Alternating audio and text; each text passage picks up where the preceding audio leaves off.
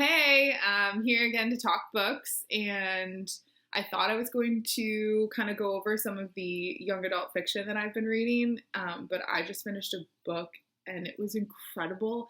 And so that is what we're going to talk about because this book was just absolutely amazing. Um, so I, of course, listened to this one because I put it on hold quite a while ago when I wasn't, you know, reading. I was just listening to books. And so this one is called, and so all that to say, I apologize for the glare. But this is called The Change by Kirsten Miller. I think I originally saw it on Goodreads as like a book of the summer. I think it was Good Morning America or somebody has already claimed it as one of their books as well. It's freaking amazing. Stop everything and put it on hold. I honestly was even like, should I let my 15-year-old read it? Like, I feel like she should. It's so good. But so it's called The Change, and our three main characters are three women. So we are talking about menopause. But that is not at all really the topic of the book.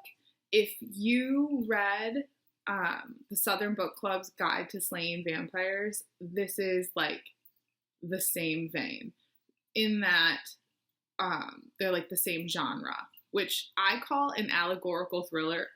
I don't actually know what we call this, what real people call it. But basically, we're talking about something super far-fetched in the book, but in reality, we're talking about something entirely different. So we're tackling really powerful societal norms that need to be changed. But we're talking about these three women who are going through menopause and kind of like they're manifesting powers. So, for instance, one of the women, she's going like starting to have hot flashes, but she's able to like focus all that heat and energy and create like power in her hands, like heat in her hands. She, has like burned people intentionally, the bad guys, obviously. She can like start a fire. So she's like all from the power of her hot flash. Another woman, she can see ghosts, not just any ghost, but ghosts, that specifically have a message for her, or she needs to relay a message for them. And then the other woman, she calls herself a horticulturist, but basically she allows her garden to just go wild. And she also, gets these seeds of very poisonous plants. And so she grows this like beautiful, deadly garden.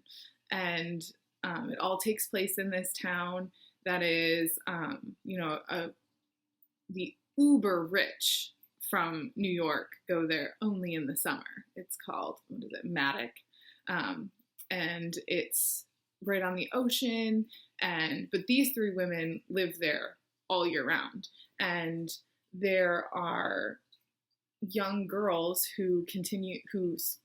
I shouldn't say continue to go missing. When we first start out, it's one young girl, and then they discover that it is several young girls who have gone missing. And the police take on it is, okay, well, they were sex workers, so what did they think was going to happen? And these women are like, fuck no, that's not how we're going to handle this. And how do you know they were a sex worker if you don't know their name? So we're, again, like tackling big issues, but and I don't want to say lighthearted because it's not lighthearted at all, but in like this, there's like a mystical aspect to it, as these women find out who they are and their powers like manifest even more. It's just wonderful. Before I finished the book, I was already telling all my friends to read it. And honestly, I felt like I did when I read Glennon Doyle's Untamed, and when she talks about how like I'm a goddamn cheetah. Like, that's the vibe I felt the whole time you're reading this book. It's like, we're just such badasses. Why does anyone take advantage of us? We're like women. We are just incredible. And that's how I still feel about it. I just feel like super pumped up. And I don't know. It was just a wonderful book. And I think I'm going to have my 15-year-old read it.